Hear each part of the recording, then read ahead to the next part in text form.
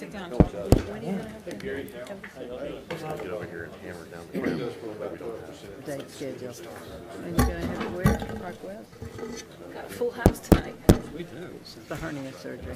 Everything else Good, is going good afternoon, or good morning, or good evening, whatever the case. Finally cut This is the Farragut Board of Mayor and Alderman meeting for July 28th. We'll start by rising for a moment of silent prayer, followed by the Pledge of Allegiance. Scouts, if you want to ask them to come down. Do we have more than one scout? Yes. we have Yeah, two. want to come down when we do the Pledge of Allegiance? They're thrilled. It as a yes.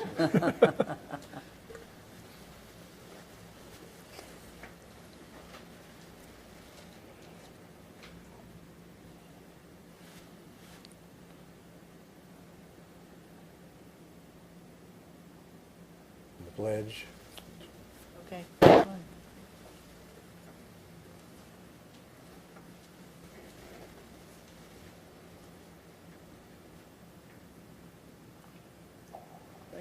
You guys go ahead and start.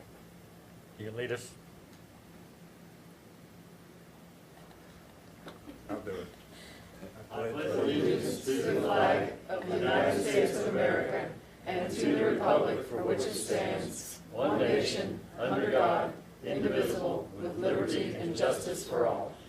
We kind of put you guys on the spot, sorry.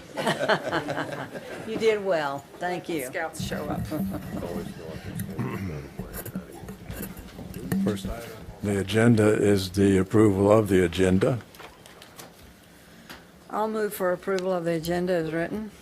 Second. Say aye. Aye. Passes. Next item is the mayor's report, and under that, we have a resolution. I think Allison will read it. This is the NLC Board of Directors resolution of acknowledgement for Mary Dorothy LaMarche's service to the citizens of Farragut, Tennessee and the National League of Cities. Whereas the town of Farragut is an important partner of the National League of Cities, helping to protect and promote the interests of cities and towns across the country.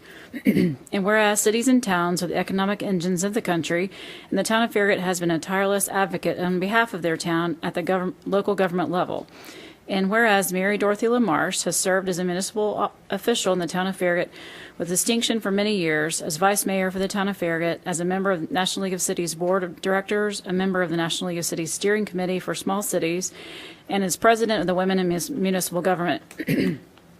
Whereas Mary Dorothy has been a tireless advocate and leader to assist citizens to Farragut in their efforts of strengthening their community. And whereas Mary Dorothy has enriched the National League of Cities and its membership through her leadership.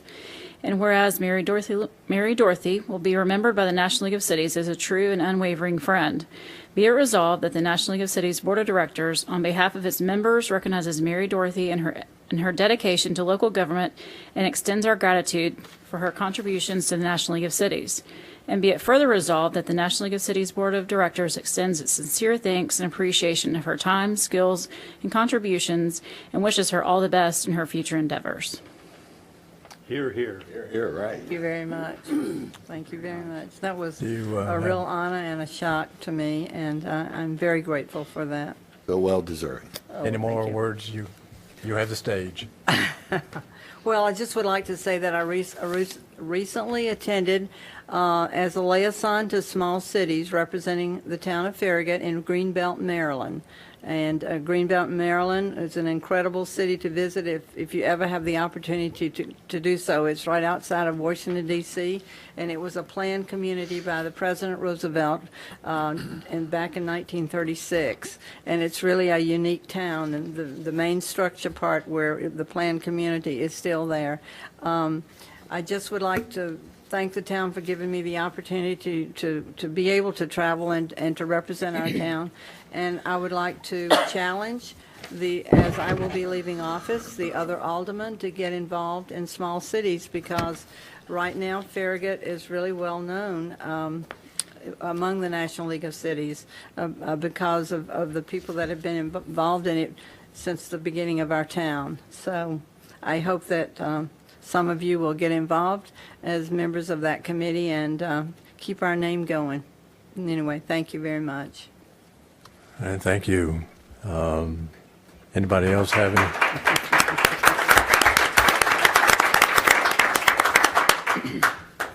Anything else under mayor's report? I have nothing more. I'll make one final comment. I got to attend the WIMAGE conference with DOT and TML, and thankfully I was able to be by her side because she knows everyone.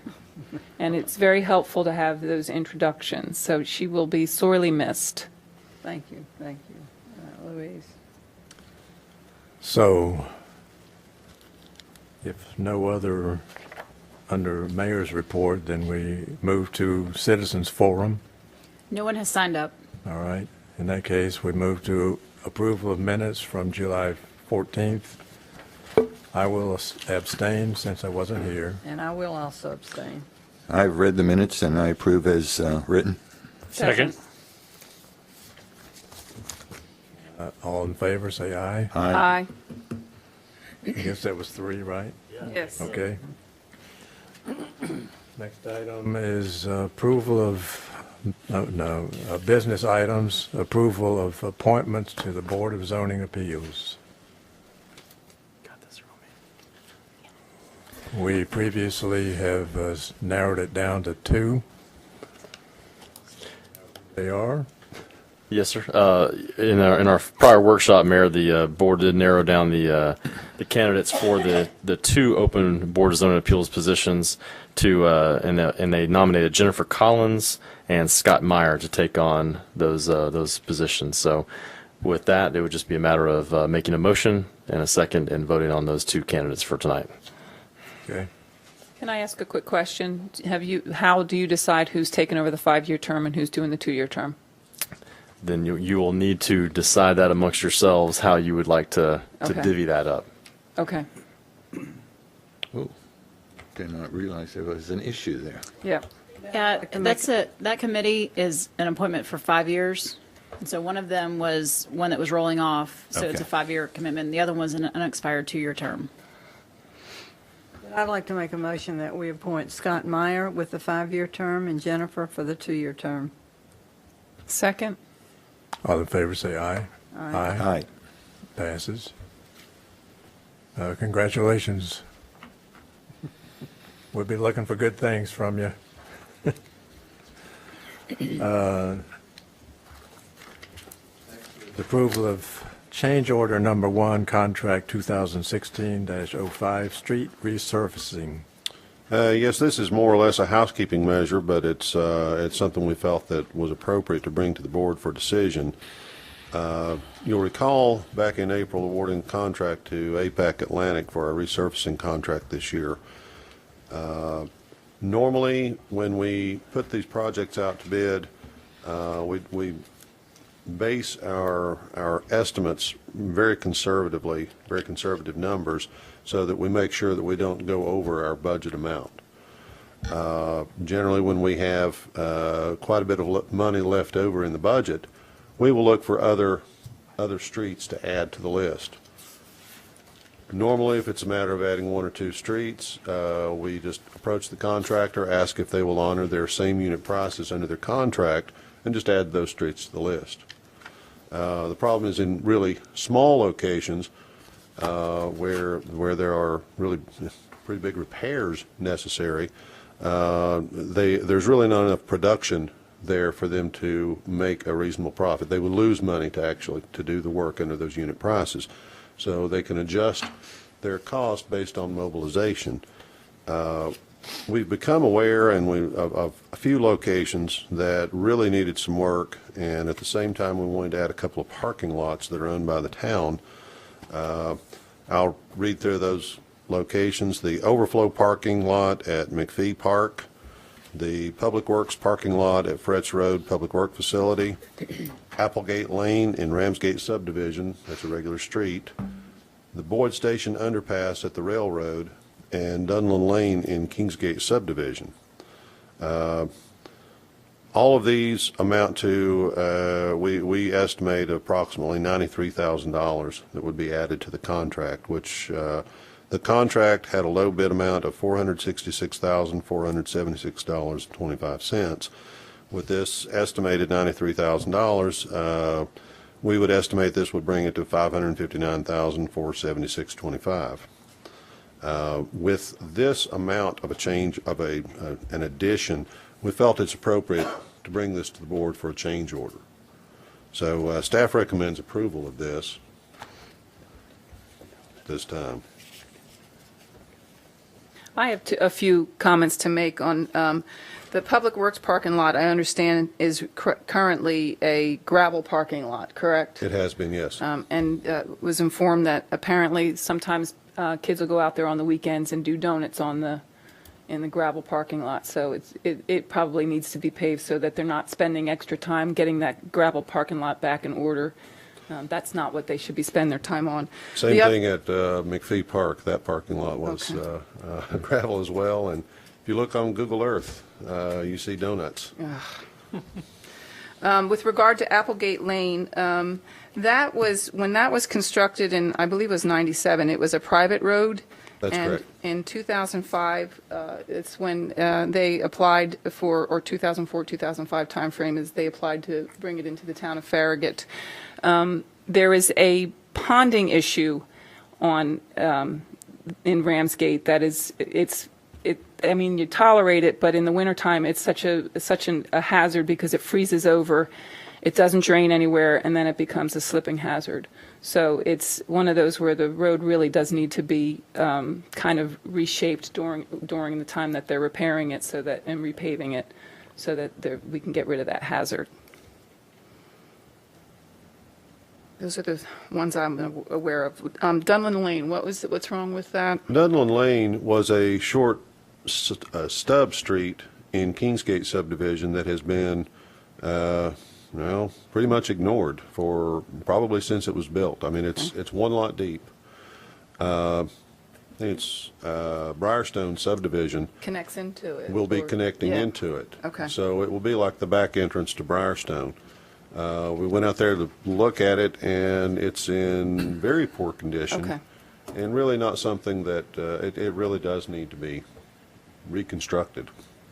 And that, we've approved that Briarstone, Briargate, I forget what it's called. Briarstone, yeah. That portion of that neighborhood, that's getting ready to go in, Yes. isn't it? Okay. Yes. Yeah. And in fact, they'll be paving in there in 2 weeks. Okay. All right. How do they do it when they're doing the underpass under Boyd Station? Yeah. Do they have to close the road off? Or? Easy, they'll have flagmen out there. They don't plan on closing the road completely, but they'll be closing one lane at a time. Yeah. And they have measured their milling machine. I think it's about 9.5 feet tall, and the underpass is about 10.3. So Oh, wow. got to ride low when you. Let some air out of the tires. Yeah, Yep. right. Well, I move to approve. All in favor say aye. Aye. Any opposed? Passes. Now we move to ordinances. There's a bunch of them. First one is ordinance 16-13, an ordinance to amend the text of Farragut zoning ordinance 86-16 as amended pursuant to authority granted by section 13-4-201 Tennessee Code annotated by amending chapter 3 specific District regulations, that extra DAVs. I guess, district regulations, section 12, general commercial districts, C1, subsection C1, front yards to general commercial district C1, subsection C1, front yards to allow for additional front yard setback provisions to amend subsection E, parking to allow for additional provisions and to It's painful. create subsection F, streetscape and outdoor space, subsection G, connectivity, and subsection H, low impact development. And you had to write all that, I Mark. think what he just read is longer than what I'm going to say. Actually, it's longer than the ordinance almost. But basically, this ordinance would amend the C1 General Commercial Zoning District to modify the front yard setbacks to allow buildings to give somebody the opportunity to place a building closer to the street, which is encouraged in our architectural design standards and in our comprehensive land use plan. And then some additional provisions that we have included in all three of these amendments that deal with site development and basically provisions that are encouraged in our architectural design standards, just trying to make our zoning ordinance more in line with what our architectural design standards are trying to encourage. So this was recommended for approval by the Planning Commission and was approved on first reading, and the staff recommends approval on second reading. Any changes since the first reading? No, sir. Move to approve. Second. All in favor, say aye. Aye. Next one is Ordinance 16-14, an ordinance to amend the text of the Farragut zoning ordinance 86-16 as amended pursuant to authority granted by Section 13-4-201 Tennessee Code annotated by amending Chapter 3 specific district regulations, Section, I don't know what that is, Xvii. So, Regional Commercial District C2, 15. subsection C1, front yards, to allow for additional front yard setback provisions, to amend Section E, parking, to allow for additional provisions, and to create subsection F, streetscape and outdoor open space, subsection G, connectivity, and subsection A, low impact development.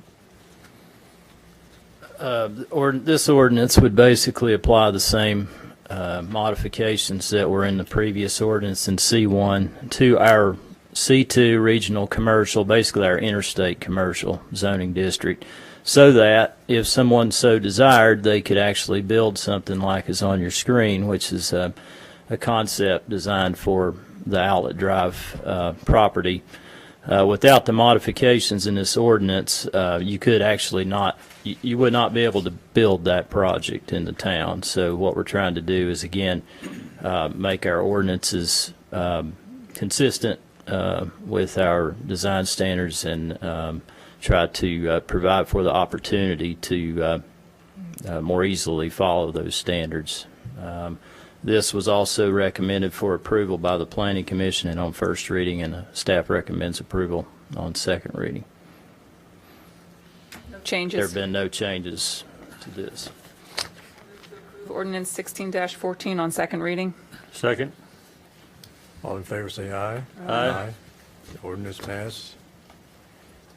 Next is Ordinance 16-16, an ordinance to amend the text of the Farragut zoning ordinance 86-16 as amended pursuant to authority granted by Section 13-4-201 Tennessee Code annotated by amending Chapter 4, General Provisions and Exceptions, Section X, Parking and loading, Section A5-1, inferior parking islands, interior parking We just islands. switched two.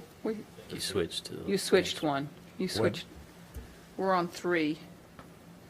You started on 3 and then we're ending on 4. Is that? Trying to get through this. Get 2 done for what? The price of 1? Where was I? Over right here. Okay. Number 3. 15. Ordinance 16-15, an ordinance to amend the text of the Farragut zoning ordinance 86-16 as amended pursuant to authority granted by Section 13-4-201 Tennessee Code Annotated by amending Chapter 3, Chapter 3, Specific District Regulations, Section Xvii, Office District 01, Subsection C1, front yards, to allow for additional front yard setback provisions, to amend subsection E, parking, to allow for additional provisions, and to create subsection F, streetscape and outdoor open space, subsection G, connectivity, and subsection H, low impact development.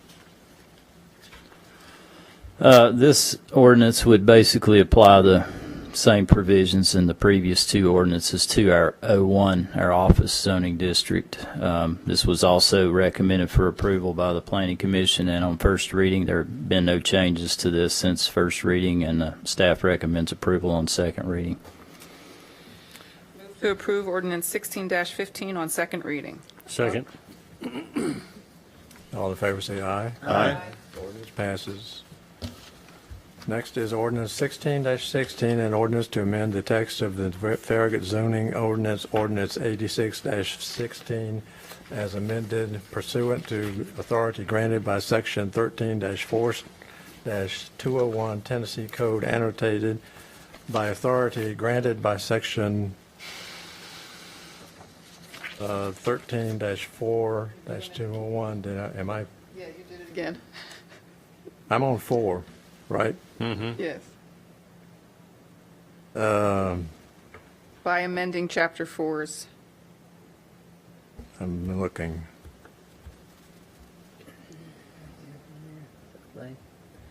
Fourth line down. By amending Chapter 4, general provisions and exceptions, section X something. That symbol is down there, but It's supposed to be 2 capital X's. 20. all right, whatever. It's in writing. Parking and loading, subsection A5-1, interior parking islands to increase the interior island width and provide for an opportunity for stormwater to drain into parking lot islands. This ordinance would primarily, it amends the requirements for the width of interior parking lot islands. That's the landscaped islands that are between rows of parking in parking lots. Currently, that minimum width is 5 feet from back of curb to back of curb, and this would increase that to 7.5 feet. This is also addresses some aspects of our architectural design standards to try to soften the appearance of surface parking by providing a wider landscaped area that helps in that regard. It also provides for a better environment for shade trees to do well and lessens the possibility of those tree roots damaging curbing and adjacent asphalt. This was recommended for approval by the Planning Commission and on first reading, and the staff recommends approval on second reading.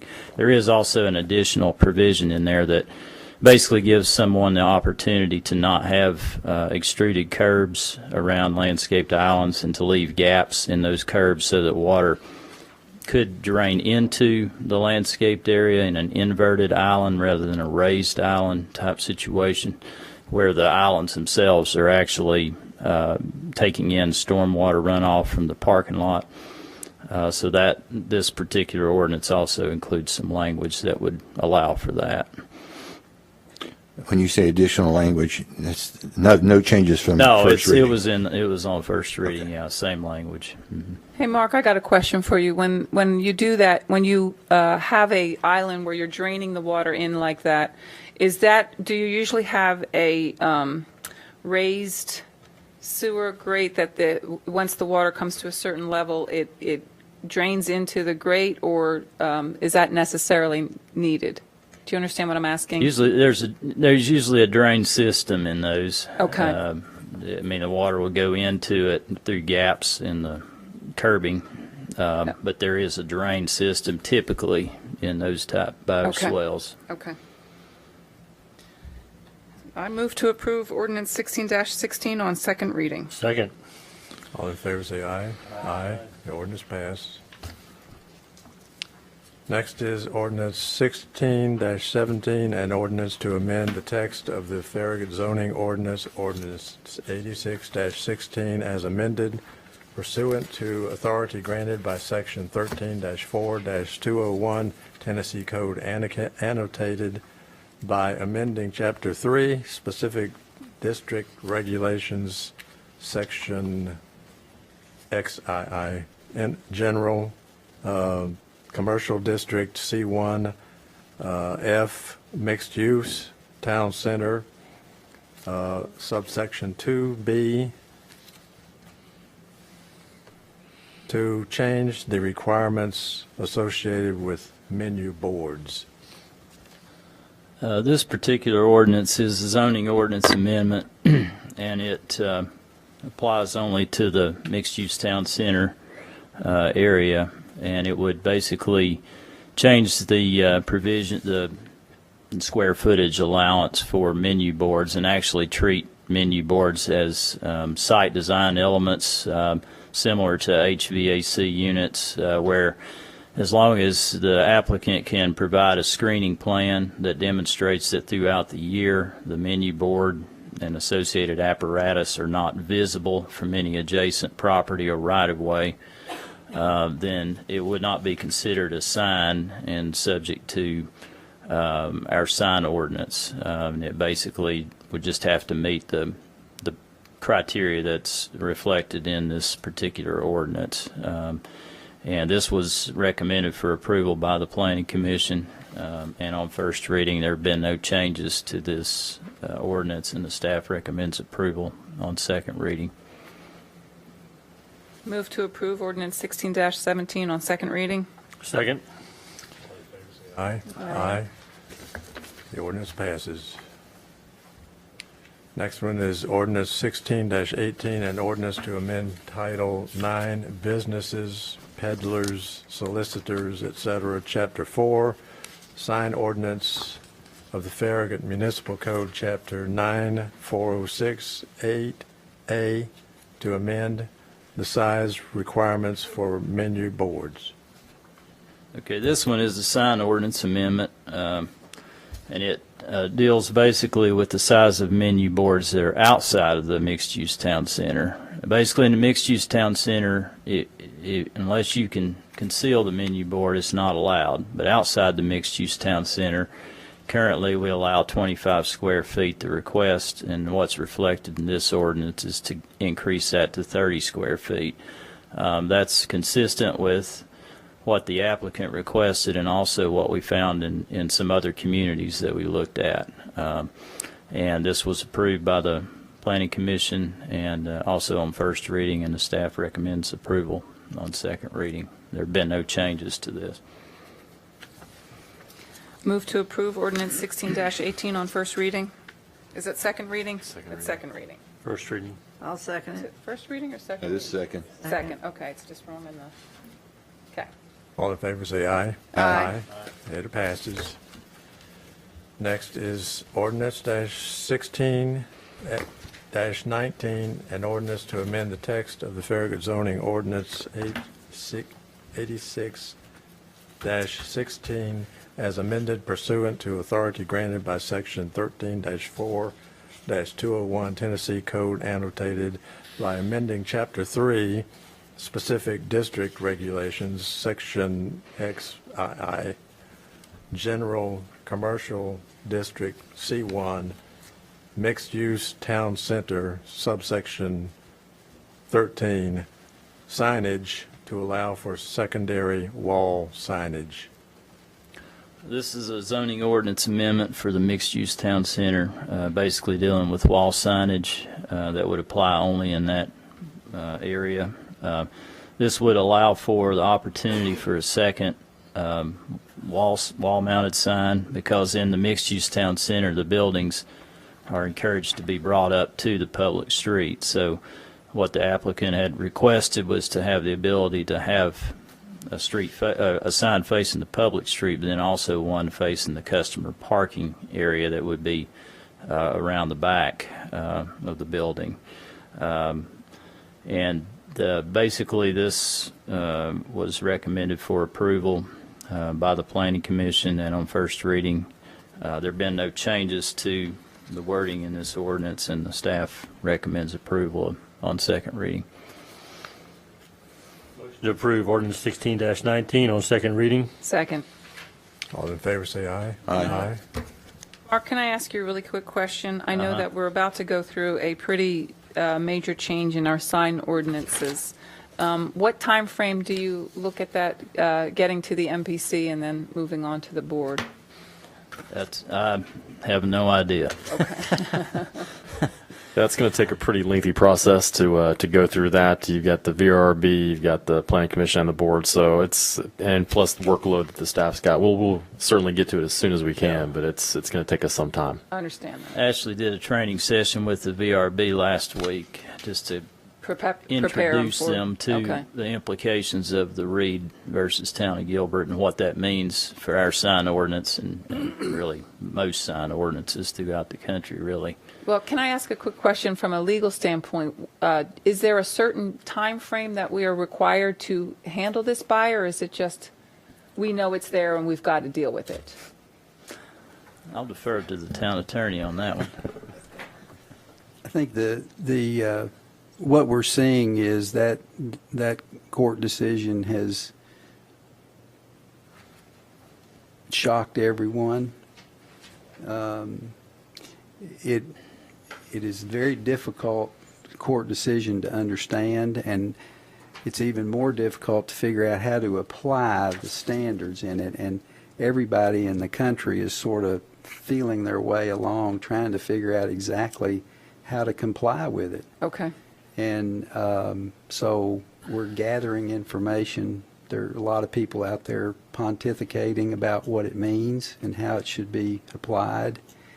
And we're just sort of working our way through it. We haven't, not suggesting we could, but we haven't gotten sued over it.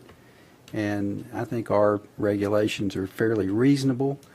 It's pretty clear that they need to be reviewed and changed somewhat. So that's kind of the status. I don't think there's any specific time limit. I think everybody is working through it as quickly as they can, and we'll get to it fairly soon. We're getting ready also to do Alice and I were just talking about this. We're getting ready to do a major overview of all of the ordinances. MuniCode has given us some suggestions, some of which we're gonna accept. We think they're legitimate and valid, some of which we don't agree with, and that's going to be coming up here pretty soon, and it'll be a major amendment to many sections of the code. Okay. So we're sort of trying to blend all those things together. Okay. Thank you.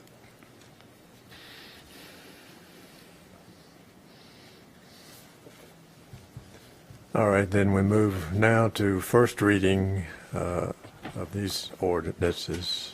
First one is ordinance 16-12, an ordinance to approve an amendment to the Farragut zoning map, ordinance 86-16, to recommend the approval of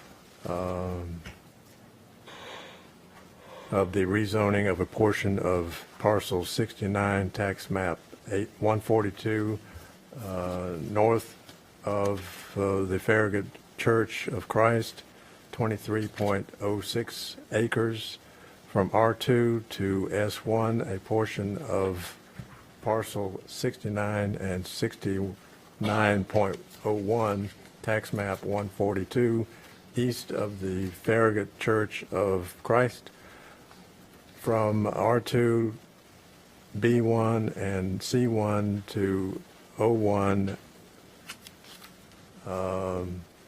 344 acres. Is that 344 or 44 acres? And a portion of parcel 6901, tax map 142, from O1 to C1, that's 4.76 acres. Goodworks Unlimited LLC applicant. Okay, this item was originally requested, they originally requested to rezone roughly 23 acres of a portion of parcel 69, tax map 142, from R2 to S1. It's that kind of that larger tract there in the center of the screen. As you may remember, we recently modified the S1 zoning district to make it more functional, added some uses to it, and tried to maybe treat it as something that could be a transitional zoning district where you had residential near something non-residential or a very busy major arterial road. And the S1 zoning district was seen as an excellent transition for this particular piece of property.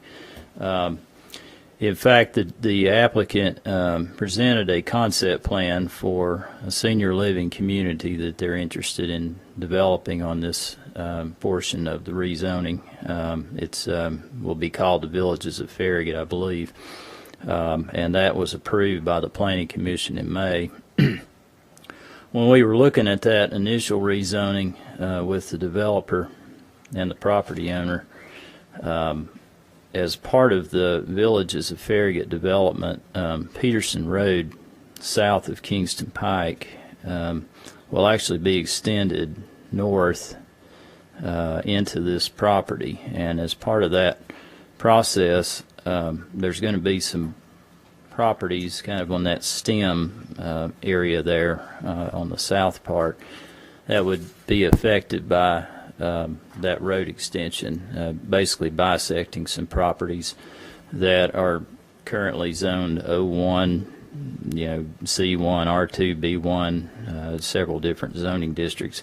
So what we pointed out to the applicant was we might want to consider, with this same ordinance, rezoning those properties so that you didn't end up with unbuildable lots, and you provided for kind of a logical transition from Kingston Pike into the Villages of Farragut development. So the way that we worked it out with them, the portion of the property, the southernmost portion, is requested to go from office, and that's where the Farragut Press building is, to commercial portion that's closest to Kingston Pike. And then as you work your way north, there's properties that are currently zoned R2, B1 buffer, and C1. Actually, there's commercial zoned north of the office currently, which is kind of interesting. But and what we were doing there was rezoning that portion to O1. So you've got C1 closest to Kingston Pike, and you transition to a less intense zoning district, O1, and then you go to the S1 where the Villages of Farragut development would take place. So all that rezoning is reflected in Ordinance 16-12. It was recommended unanimously for approval by the Planning Commission, and the staff recommends approval on first reading. I'm going to, was this the one that we tied the land use plan amendment to Yes. the rezoning of this? Yes. Which I think we probably need to do that on all of our land use plan amendments going forward.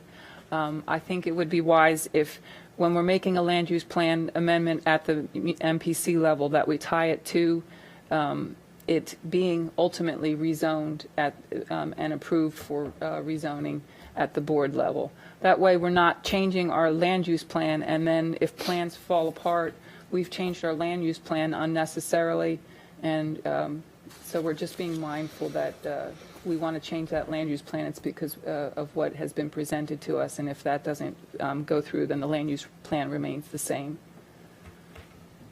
That's right. Yeah, we did. That's typically something you all don't deal with unless it's in the mixed-use town center. But they did change the future land use map for the portion of the property that's going to S1. They changed that from medium-density residential to civic institutional, which is the most, in terms of land use, is the most consistent with the S1 zoning district. And that was conditioned on the rezoning being approved. I want to be clear, make sure I understand what was done. If I understand correctly, what you're saying is that land use plan amendment was made conditioned upon the rezoning being approved here. That's correct. Okay.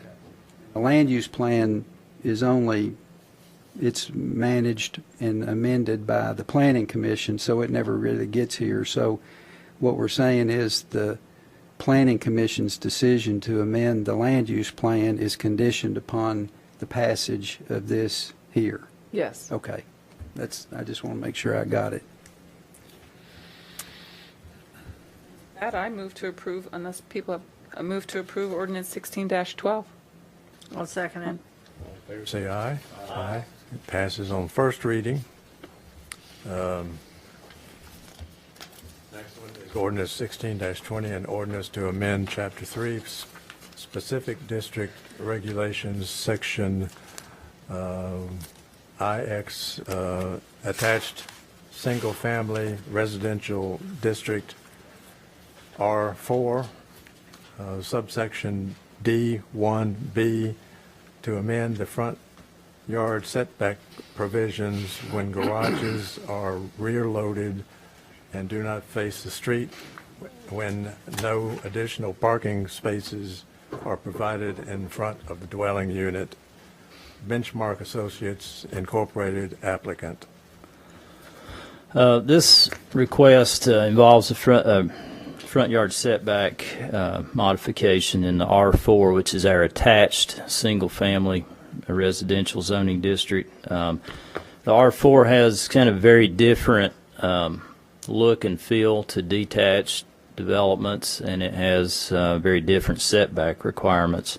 One of the things in the R4 is that you see is that there's some flexibility in garage placement in an effort to try to have the buildings move closer to the street and engage the street, because that's kind of the look that these type of developments are trying to promote. In attached single family, you can have a situation where obviously the units are closer together, they're attached, and if you didn't have flexibility in the way you access the units, you could end up with a lot of driveways and garage doors facing the public street. So one of the incentives that we build into the R4 zoning district to encourage a rear-loaded units was to allow the building to be brought up closer to the street, 15 feet versus 20 feet if the unit is accessed from a front entry garage.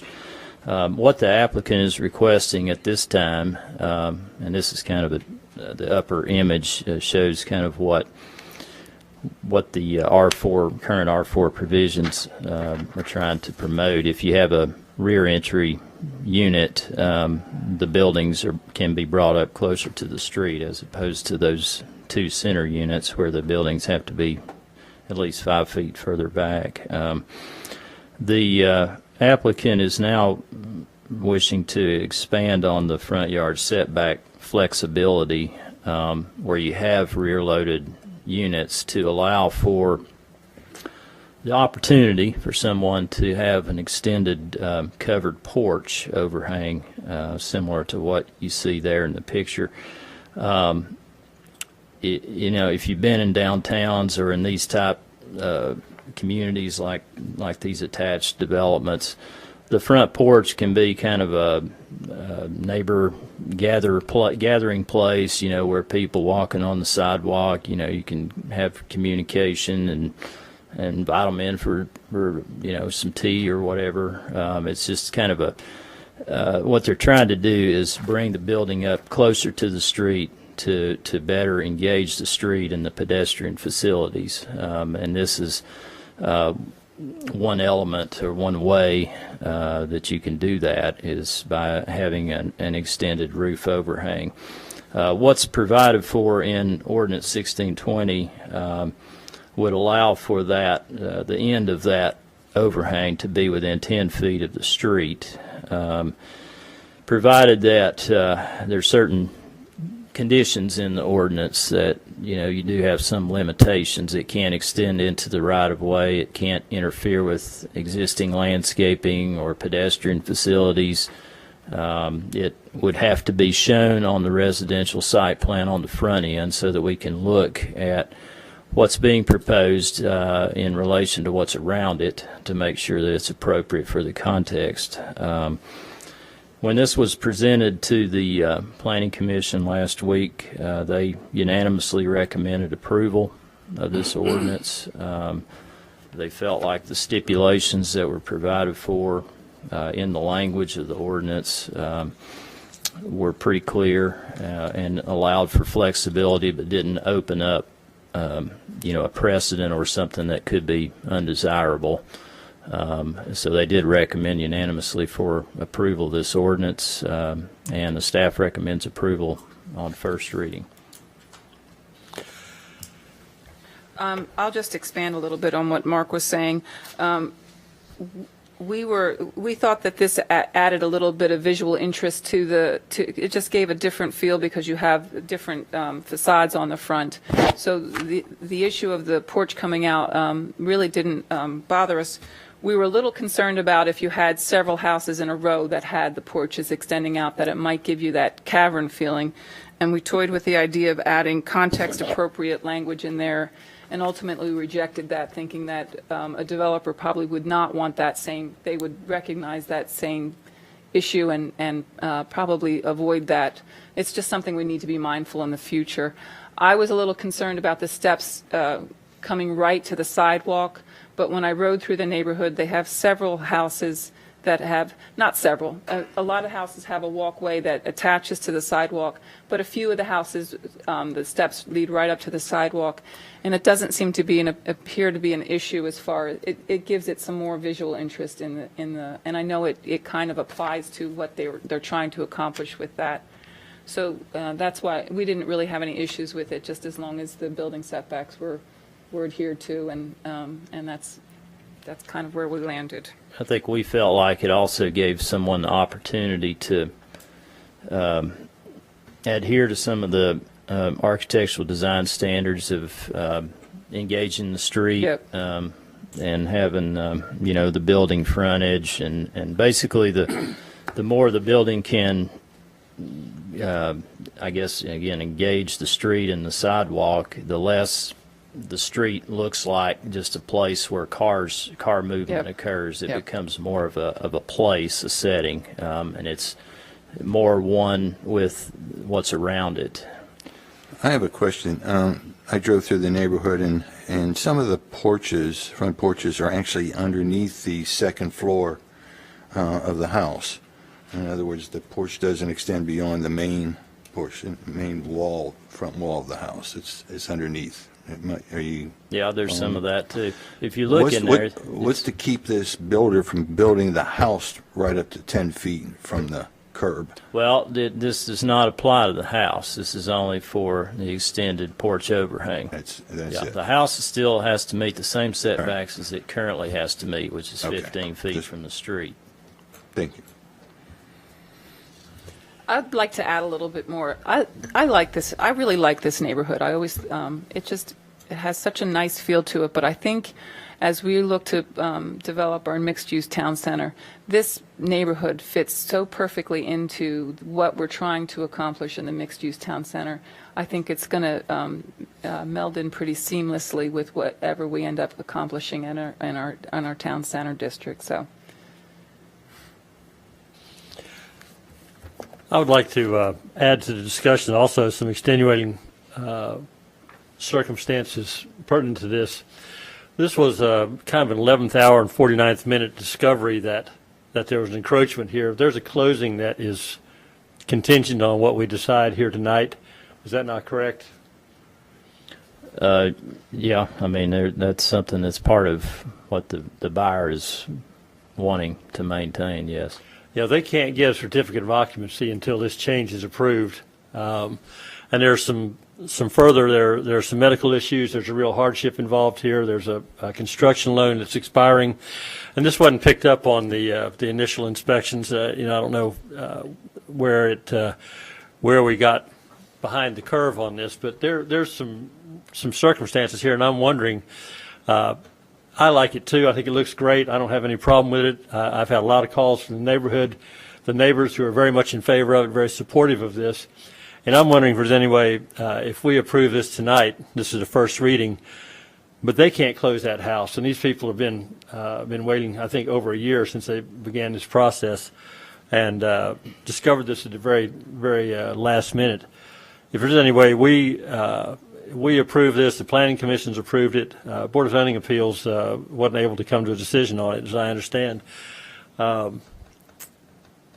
Could we, based on that, and Tom, I'm glad you're here, that they could go ahead and get their certificate of occupancy and close on this and get on with their lives? Is the porch already built? Yes. Yeah. Yeah, this picture is the house That's it. in question. Oh, okay. And the This folks just didn't are waiting to move in. They were supposed to have closed on it, and they went for their final inspection, and it was discovered that there was a 2 feet encroachment of the overhang, not the building, but just the overhang.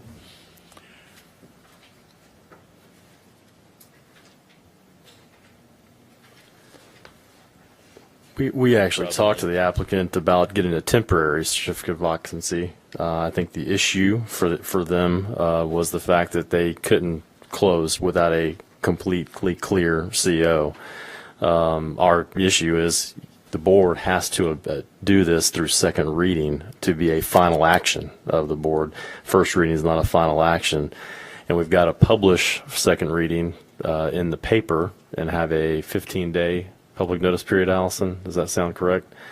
So you're talking 15 days from today, or I think we may have already done it for the next board meeting for y'all to take that up on second reading. Which I think is 3 weeks. 2 about weeks. 3 weeks from now. Should be 2 weeks from today. now. Yeah. Okay.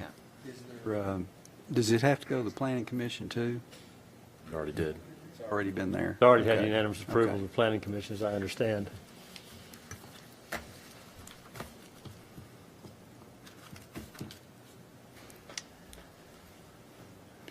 So we saying 15 days or what? Is there some way you could, you all don't want to have a special meeting, do you? I'd be willing to have a special called meeting. I think there's some can. significantly extenuating circumstances. There may be some people from the neighborhood that would like to talk on this. I think we have some people here in the audience that would. So this would be. He just raised his hand. You want to recognize him? The guy in that blue shirt Where? in the Right audience. up here in the front. Whoever raised your hand, come on down. I didn't want to speak, and we're from the neighborhood here, so if we need to speak, we'll be glad to. I know. As long as they agree. I'm actually the builder, so I'm in favor of having a called meeting. We can't do Well, first and second reading tonight. Is the, No, you can. I are don't- y'all going to change your mind? No. Prove it? Well, I will tell you, there's an election next week, and so the next meeting, you'll have some different faces, possibly. Well, Actually not. No? The election commission won't be certifying the election until after Okay. your next board meeting. So Okay. everyone will still be here next Okay. next meeting. I'd really like to hear from from some of the. I've had a lot of phone calls from people, and I'm hoping there's somebody here that could address this maybe a little more articulately than I could. That's more familiar with the circumstances. Benny Mormon with Benchmark, the applicant. You said something about a special call meeting or an emergency reading. I've attended other functions such as this where it was publicized as or somehow or another it was rated as an emergency situation, and it was handled. Both actions were handled at the same time. Tom may be able to better speak to that than myself, but I can tell you I've been both in Knoxville and Knox County where that's happened. The problem is we have to post it at least some period of time before the thing. So Right. Part of the we problem can't do is, that tonight. part of the problem is that there has to be public notice, a certain amount of public notice. And, but we may have sorted out a way to solve the problem Thank you so much. without. Yeah, I But think you all can't change your mind. Did you say, Mr. Smoke, that we could give them a temporary? But they can't close. We could give them a temporary, but they need a permanent because they can't get their financing. Oh, They can't close their loan out. Yeah, the town's supposed to bend its regulations, but the lender can't bend theirs. That's where we are. board is wanting to approve this on first reading. I think certainly, and you want to continue to approve that on second reading. I can go back and we can get with the applicant. I need to get with Mark and the code staff to find out if there's any other code-related issues still outstanding on the house.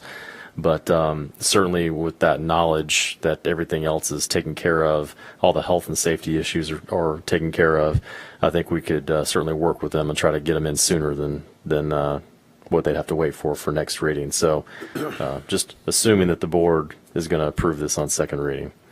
Well, there's a real hardship involved here. I've spoken with the people who wanted to move in there, and there's a real and significant hardship involved here, and I think the purpose of government is to serve the people, and I think this is one case where we need to look a little bit beyond the letter of the law and step up and do something to help these folks out. So what you're proposing then, Mr. Smoke, Mr. Hale, would take approximately how long?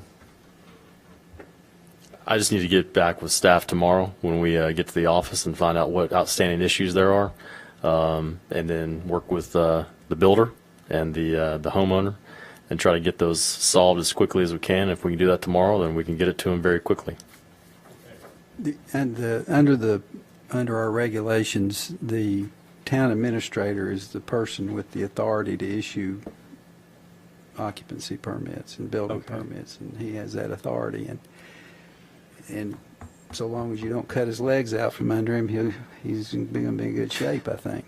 Well, I think the Planning Commission has thoroughly vetted this, and the conversation I've had with the involved parties, I'm confident that I'm not going to change my mind. I can't envision any circumstances that would do that. So I'm perfectly committed to that. motion then. I make a motion that we approve Ordinance 16-20 to amend the specific district regulations, Section 9, as proposed here, and make every effort to expeditiously get a CO for these folks and get them moved into their new home. Second. All in favor say aye. Aye. Any opposed? Passes. Good thoughts, Mr. Markley. Thank you. Very kind, compassion. So you'll be telling us what we need to do next, right? If it's a Just special be call here for meeting. second reading. That's the main. And say That's the main yes. thing. That's right. So do you have anything to report? One more. We have one more. One more. Ordinance It's the 16-21. most important one. Number there. Oh, boy. This is a short one. That's Ordinance right. 16-21, ordinance to amend Ordinance 16-11 fiscal year 2017 budget, state State Street Aid Fund. Yes, sir. The State Street Aid Fund will be amended by increasing the appropriated expenditures from $688,000 to $1,009,054, which is an increase of $321,000. Excuse me. For the past few years, in hopes to receive better bids, the resurfacing contract has provided for a more flexible and longer construction season. Due to this change, the resurfacing of town streets typically spans multiple fiscal years. The resurfacing balance for FY 2016 is $321,000. The remaining invoices for this contract will be paid in the current fiscal year, so the balance will need to be transferred from fiscal year 2016 to 2017. Motion is to approve Ordinance 1621 on first reading.